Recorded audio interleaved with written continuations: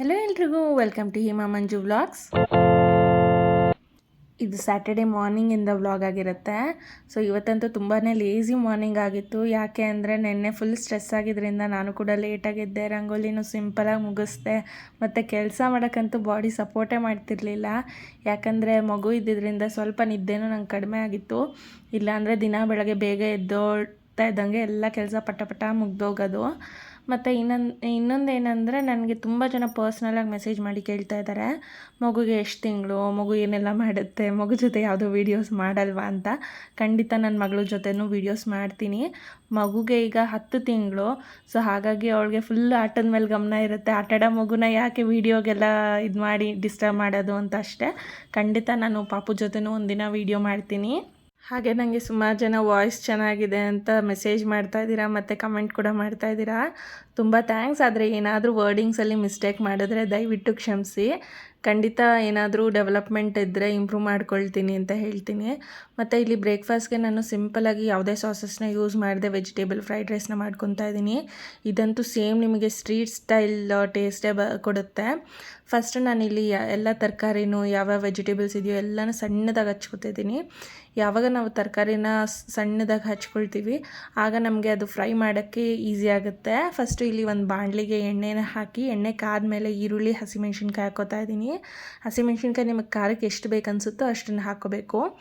So ಇದೆರಡು fry ಮಾಡಾದ್ಮೇಲೆ vegetables ಏನು ಕಟ್ ಮಾಡ್ಕೊಂಡಿರ್ತೀನಿ ಅದನ್ನು ವಾಶ್ ಮಾಡಿ ಹಾಕ್ಕೊಳ್ತಾ ಇದ್ದೀನಿ.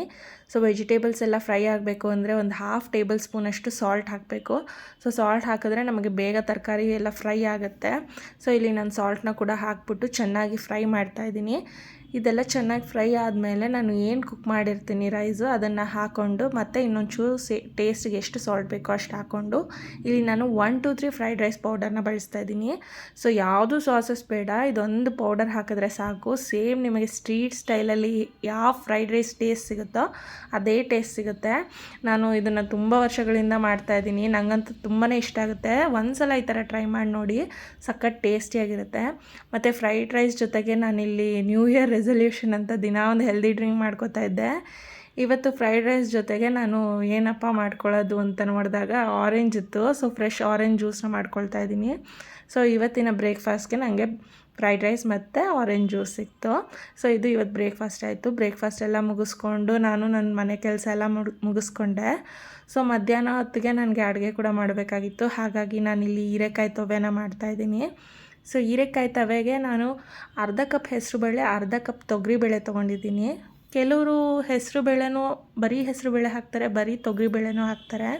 ಬಟ್ ನಾನು ಇಲ್ಲಿ ಎರಡೂ ತೊಗೊಂಡಿದ್ದೀನಿ. ಎರಡು ಸಮ ಪ್ರಮಾಣದಲ್ಲಿ ತೊಗೊಂಡು ಹಾಕಿದಾಗ ಟೇಸ್ಟ್ ತುಂಬಾ ಚೆನ್ನಾಗಿ ಬರುತ್ತೆ. ಮತ್ತು ತೊವೆಗೆ ಹೀರೆಕಾಯಿನ ಸ್ವಲ್ಪ ದಪ್ಪ ಪೀಸಲ್ಲಿ ಹೆಚ್ಕೋಬೇಕಾಗುತ್ತೆ. ನಾನು ಒಂದು ಕುಕ್ಕರ್ಗೆ ಇಲ್ಲಿ ಹೀರೆಕಾಯಿ, ಬೇಳೆ ಮತ್ತು ಒಂದು ಟೊಮೆಟೊನ ತೊಗೋತಾ ಇದ್ದೀನಿ. ಕೆಲವರು ಬರೀ ಹುಣ್ಸೆಹಣ್ಣು ಬಳಸ್ತಾರೆ. ಸೊ ಬರೀ ಹುಣ್ಸೆಹಣ್ಣು ಬಳಸಿದ್ರೆ ಅಷ್ಟು ಟೇಸ್ಟ್ ಕೊಡಲ್ಲ ಅಂತ ನನ್ನ ಅಭಿಪ್ರಾಯ. ಒಂದು ಸಲ ಟೊಮೆಟೊನ ಹಾಕಿ ನೋಡಿ. ಸೊ ನಾನಿಲ್ಲಿ ಬೇಯೋದಕ್ಕೆ ಟೊಮೆಟೊ ಹಾಕಿಬಿಟ್ಟು ಕುಕ್ಕರ್ಗೆ ಒಂದು ಚಿಕ್ಕ ಅರಿಶಿನದ ಪುಡಿ, 1 ಸ್ಪೂನಷ್ಟು ಎಣ್ಣೆ ಹಾಕ್ಬಿಟ್ಟು ಇದನ್ನು ಬೇಯಕ್ಕೆ ಇಡ್ತೀನಿ ಫಸ್ಟು. ಸೊ ನೀವು ಬೇಳೆ ಅಥವಾ ಯಾವುದೇ ಸಾಂಬಾರಿಗೆ ಇಡಬೇಕಾದ್ರೂ ಬೇಯಬೇಕಾದ್ರೆ 1 ಸ್ಪೂನಷ್ಟು ಎಣ್ಣೆ ಹಾಕಿದ್ರೆ ಬೇಳೆ ಚೆನ್ನಾಗಿ ಬೆಂದಿರುತ್ತೆ. ಹಾಗಾಗಿ ನಾನಿಲ್ಲಿ 1 ಸ್ಪೂನ್ ಎಣ್ಣೆ ಕೂಡ ಹಾಕ್ತಾಯಿದ್ದೀನಿ. ಇದನ್ನು ಬೇಯಕ್ಕೆ ಇಟ್ಬಿಟ್ಟು ಮಸಾಲೆನ ರುಬ್ಕೋತಾ ಇದ್ದೀನಿ. ಸೊ ನಾನಿಲ್ಲಿ ತೊವೆಗೆ ರುಬ್ಬಕ್ಕೆ ಏನೂ ಹಾಕ್ತಾಯಿಲ್ಲ. ಒಂದು ಸ್ವಲ್ಪ ತೆಂಗಿನಕಾಯಿ ತುರಿ, ಹಾಗೆ ಒಂದು 4 ರಿಂದ 5 ಮೆಣಸಿನ್ಕಾಯಿ, ಒಂದು ಸಣ್ಣ ಎಸ್ಲಷ್ಟು ಶುಂಠಿನ ತೊಗೋತಾ ಇದ್ದೀನಿ. ಸೊ ಇದಿಷ್ಟು ನೀರು ಹಾಕ್ಕೊಂಡು ರುಬ್ಕೊಳ್ತಾ ಇದ್ದೀನಿ. ಇಲ್ಲಿ ಬೆಂದಿರೋ ಅಂಥ ಬೇಳೆ ಹೀರೆಕಾಯಿಗೆ ನಾನಿಲ್ಲಿ ರುಬ್ಬಿರೋ ಅಂಥ ಮಸಾಲೆ ಹಾಕಿ ಕುದಿಯೋಕೆ ಇಟ್ಟಿದ್ದೀನಿ.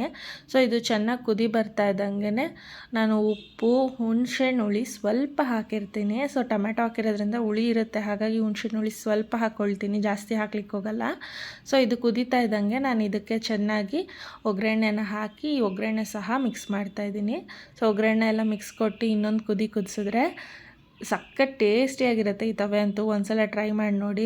ಇಲ್ಲಿ ನನ್ನ ಹಸ್ಬೆಂಡ್ ಆ್ಯಂಡ್ ನನ್ನ ಅತ್ತೆಗೆ ನಾನು ಮುದ್ದೆನ ಮಾಡಿದ್ದೀನಿ. ಸೊ ನಾನು ಮುದ್ದೆ ತಿನ್ನಲ್ಲ, ಹಾಗಾಗಿ ನನಗೆ ಚಪಾತಿ ಮಾಡ್ಕೊಂಡಿದ್ದೀನಿ. ಸೊ ಇಲ್ಲಿ ನಮ್ಮ ಲಂಚ್ ಕೂಡ ಮುಗೀತು. ಇಲ್ಲಿ ನೋಡ್ಬೋದು ನೀವು, ನಾನು ಬೇಳೆ ಬೇಯಕ್ಕೆ ಎಷ್ಟು ನೀರು ಬೇಕೋ ಅಷ್ಟೇ ನೀರು ಹಾಕಿದ್ದೀನಿ. ಆದರೂ ಕೂಡ ಕುಕ್ಕರಿಂದ ಎಲ್ಲ ನೀರು ಹೊರಗಡೆ ಬರ್ತೈತೆ. ಈ ಥರ ಸುಮಾರು ಜನ ಮನೆಗಳಲ್ಲಾಗಿರುತ್ತೆ. ಈ ಥರ ಆಗಬಾರ್ದು ಅಂದರೆ ಏನು ಮಾಡಬೇಕು ಅಂದರೆ, ನಾವು ಕುಕ್ಕರ್ ಮುಚ್ಚೋಕ್ಕಿಂತ ಮುಂಚೆ, ವಿಜಿಲ್ ಹಾಕೋಕ್ಕಿಂತ ಮುಂಚೆ ನಾವು ಒಂದು 2 ಡ್ರಾಪ್ಸಷ್ಟು ಆಯಿಲ್ನ ವಿಸಿಲ್ ಹಾಕೋಕ್ಕೂ ಮುಂಚೆ ಡ್ರಾಪ್ ಮಾಡಿಬಿಟ್ಟು ಆಮೇಲೆ ವಿಸಿಲ್ ಮಾಡಿ. ಈ ಥರ ಆಗಲ್ಲ. ಹಾಗೆ ಲಂಚೆಲ್ಲ ಮುಗಿಸ್ಕೊಂಡು ನಾನು ನನ್ನ ಹಸ್ಬೆಂಡ್ ಪಾಪು ಹೊರಗಡೆ ಬಂದ್ವಿ. ಯಾಕಪ್ಪ ಅಂತಂದರೆ ಪಾಪುಗೆ ಆಧಾರ್ ಕಾರ್ಡ್ ಮಾಡಿಸ್ಬೇಕಾಯಿತು. ಹಾಗಾಗಿ ಬ್ಯಾಂಗ್ಳೂರು ಒನ್ಗೆ ಬಂದು ಟೋಕನ್ ತೊಗೊಂಡು ವೆಯ್ಟ್ ಮಾಡ್ತಿದ್ವಿ. ಸೊ ತುಂಬ ಜನ ಇದ್ದಿದ್ದರಿಂದ ಒಳಗಡೆ ಏನು ವೆಯ್ಟ್ ಮಾಡೋದು, ಹಂಗೆ ಹೊರಗಡೆ ಹೋಗೋಣ ಅಂತ ಬಂದರೆ ಪಕ್ಕದಲ್ಲೇ ಸಂಕೇತಿ ಉತ್ಸವ ಅಂತ ನಡೀತಿತ್ತು. ಸೊ ಏನಿದು ನೋಡೋಣ ಅಂತ ಅಂದ್ಬಿಟ್ಟು ಒಳಗಡೆ ಹೋದ್ವಿ. ಒಳಗಡೆ ಹೋದರೆ ಎಂಟ್ರಿ ಟಿಕೆಟ್ ಇತ್ತು. ಎಂಟ್ರಿ ಟಿಕೆಟ್ ಎಲ್ಲ ತೊಗೊಂಡು ಟೈಮ್ ಸ್ಪೆಂಡ್ ಮಾಡೋಷ್ಟು ಟೈಮ್ ಇಲ್ಲ ಅಂದ್ಕೊಂಡ್ವಿ. ಬಟ್ ಎಂಟ್ರಿ ಟಿಕೆಟ್ ಬರೀ 10 ರೂಪೀಸ್ ಇದ್ದಿದ್ದರಿಂದ ಸರಿ ನಾವು ಕೂಡ ನೋಡೋಣ ಅಂತ ಅಂದ್ಬಿಟ್ಟು ಟಿಕೆಟ್ ತೊಗೊಂಡು ಒಳಗಡೆ ಹೋದ್ವಿ. ನಿಜ ನನಗಂತೂ ತುಂಬಾ ಇಷ್ಟ ಆಯಿತು. ನಾನು ಈ ಥರ ಸುಮಾರು ಎಕ್ಸಿಬಿಷನ್ಗೆ ಹೋಗಿದ್ದೀನಿ.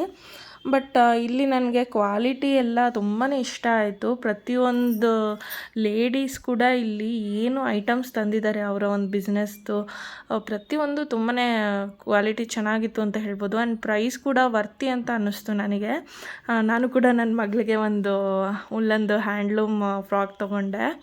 ಸೊ ಇದೆಲ್ಲ ಏನು ಅಂತ ಅಂದರೆ ಒಂದು ಸ್ಮಾಲ್ ಬಿಸ್ನೆಸ್ನ ನಾವು ಎಂಕರೇಜ್ ಮಾಡೋದಷ್ಟೇ. ಸೊ ಪ್ರತಿಯೊಬ್ಬರು ಕಷ್ಟಪಡ್ತಾರೆ, ಆದರೆ ಅವಕಾಶ ಸಿಗಲ್ಲ. ಅವ್ರಿಗೆಲ್ಲ ಒಂದು ಸಣ್ಣ ಅವಕಾಶ ಮಾಡಿಕೊಡ್ತಾ ಇದ್ದಾರೆ ಈ ಟ್ರಸ್ಟ್ ಅವರು. ಸೊ ಒಂದು ಸಲ ದಯವಿಟ್ಟು ಯಾರಿಗಾದ್ರೂ ಇಂಟ್ರೆಸ್ಟ್ ಇದ್ದರೆ, ಯಾರಿಗಾದ್ರೂ ಈ ಥರ ಎಕ್ಸಿಬಿಷನ್ಗೆ ಹೋಗಬೇಕು ಅಂತ ಅನಿಸಿದ್ರೆ ಹೋಗಬಹುದು. ಸೊ ಇದು ಈವೆಂಟ್ ಆಲ್ರೆಡಿ ನಾನು ವಿಡಿಯೋ ಅಪ್ಲೋಡ್ ಮಾಡೋಷ್ಟೆಲ್ಲ ಆಗೋಗಿರುತ್ತೆ. ಬಟ್ ಈ ಟ್ರಸ್ಟ್ ಅವರು ಮತ್ತೆ ಈ ಥರ ಈವೆಂಟ್ನ ಆರ್ಗನೈಸ್ ಮಾಡ್ತಾರೆ ಅಂತೆ. ಸೊ ಹಾಗಾಗಿ ನೀವು ಈ ಥರ ಈವೆಂಟ್ನ ಆರ್ಗನೈಸ್ ಮಾಡಿದಾಗ ಈ ಥರ ಎಕ್ಸಿಬಿಷನ್ಗೆ ಹೋದರೆ ಸ್ಮಾಲ್ ಬಿಸ್ನೆಸ್ನ ನಾವು ಕೂಡ ಎಂಕರೇಜ್ ಮಾಡ್ದಂಗೆ ಇರುತ್ತೆ. ಅವರು ಕೂಡ ಡೆವಲಪ್ ಆಗಲಿಕ್ಕೆ ನಾವು ಸ್ವಲ್ಪ ಸಪೋರ್ಟ್ ಮಾಡ್ದಂಗೆ ಇರುತ್ತೆ ಅಂತ ಅಷ್ಟೇ, ಇನ್ನೇನು ಇಲ್ಲ.